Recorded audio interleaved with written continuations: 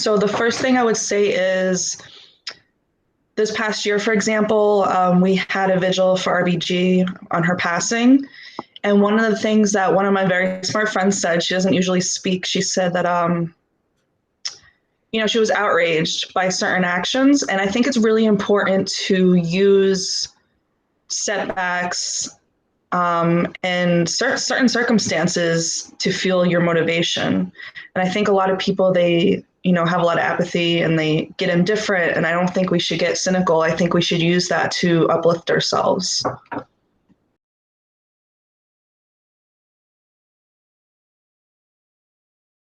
My grandmother was actually my influence. I'm someone who grew up with young parents. My mother had me when she was 18. And although she did a lot of things that inspired me, like plus size modeling and just being very outspoken, and as she raised me to be an independent woman, like not to rely on other men.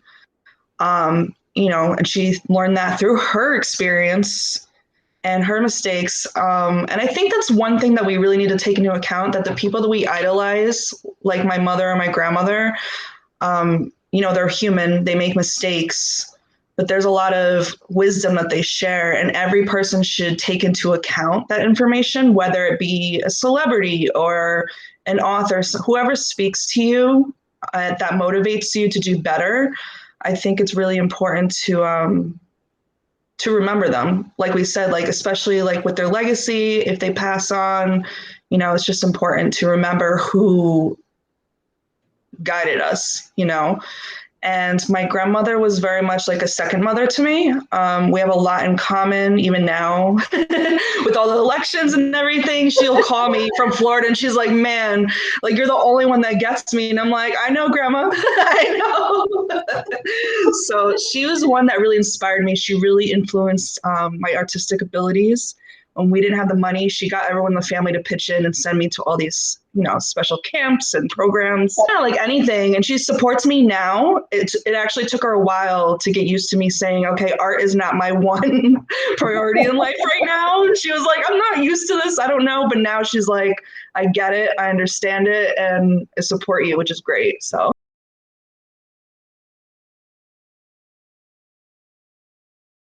Obviously, like most families, they're really into generations.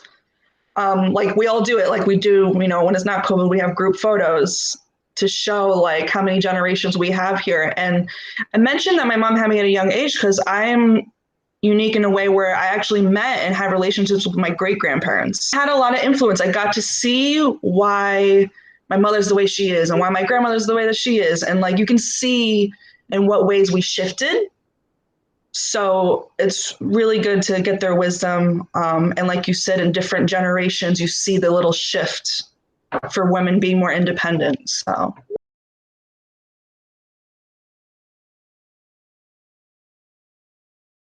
I was a little girl. I'm 30 now. I expected to be married. I expected to have a master's. So things that you learn when you start getting older is that you could have a perfect plan and all these alternatives to keep you in the right direction, but sometimes things turn out differently and sometimes they turn out better. Like I said, like art was really, and design was my main focus in life. I've known that I wanted to do that for all my life. And politics was always in my life. Activism was always there throughout my whole childhood. Again, my grandmother brought me to my first protest. I didn't even know what we were doing. The first one that I can remember. Yeah, my mom, it was actually funny because I was talking to my mom and she was like trying to like fight for that place. And she was like, I took you to what did we do? Me and my mother, when I was, I think 18, we went to Union Square to protest for Palestinian rights and to acknowledge them and, anti-war efforts. And I was like, no, actually, Grammy brought me to my first protest. She brought me when I was like 10, and it was for, was it 10? It was 2001. So 9/11 had just happened, and we were talking about going to war. So right in the city of Newburgh, like literally where my friend lives now, that's where I protested the first time. Okay.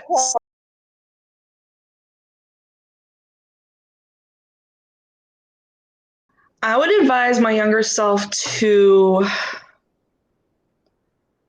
So, one thing I always did is just ingrained in my personality, or maybe it was because of how I was raised. I've always believed that anything is possible, even if it doesn't look like it. And, we hear all these mantras like, even if you don't have it yet, just claim it already, like it's already about to happen. And sometimes, like I said, things don't work out, but sometimes they don't work out for a reason. So when you're having a hard time and having a setback, try not to fixate on that so much, because sometimes it's redirecting you in a way that you should be going. And I actually read a quote at some point, like a couple years ago, and I needed it. And it was like, maybe the reason why you fell on your face is because there's something down there that you need to look at. And that's 1,000% what it was, because like I said, it had art, activism, like all these things at the same time consistently throughout my life. And then there was a huge shift that made me decide, okay, so I think that I definitely want to switch my role and go into politics and activism.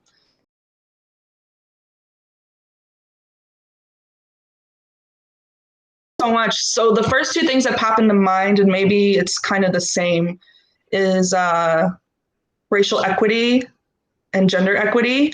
My main concerns in life are more focused on those two topics because, we have these government structures that were built on the founding of our country that were intentionally put there to hold us back. And, it worked for that time. And, women weren't as outspoken as they are now. They didn't have that ability. Like we had people, like we said, like RBG and other leaders, any women that inspire us to pursue more and be more independent and to, don't be afraid to pave a path that other women haven't gone down to before. And I think if we eliminate a lot of the structural and systemic barriers, I think women would exceed beyond what we dream. So that would be my number one. Because we still have like a couple of shackles on us. Like, we still have absolutely. Shackles, And people, a lot, like you said, a lot of people don't really realize it. You don't realize it until you hit a wall or someone gives you a book and they're like, this is what's happening. So like even this past, I want to say 2020, like even I had like a lot of awakenings and I was like, wow, like I had a lot of trouble in my life because of systemic racism. And, if we didn't have these barriers that are intentional, women can do so much. And one thing I'll always say is Latinas get paid the least in this country. So let's break that gender gap.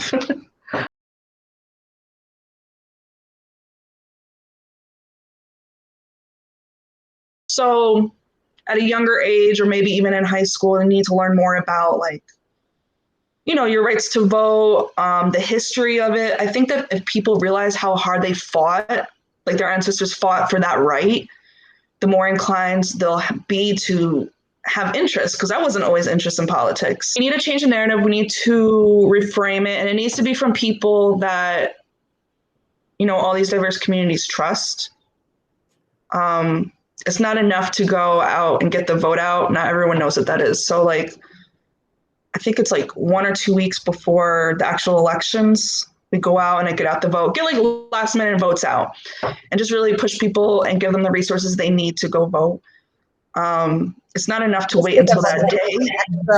Extra, a little extra push, This is something that we need to do for years, which is what my intention of Vote for Justice was, to provide really simplified information for communities that just don't, I guess they don't know how to proceed, or they didn't think that it was possible for us to.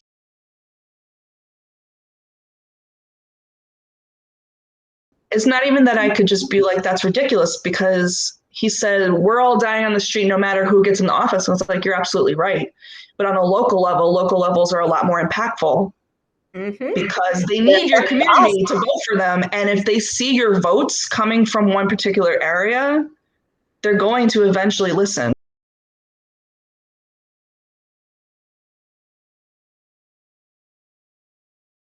So for younger generations, I just want to say that despite any obstacles that you may have, everyone's unique, that, don't give up on your dreams, don't give up on what gives you purpose. And a lot of times that tends to be helping others that can't help themselves. So if you feel helpless, maybe that's a calling for you.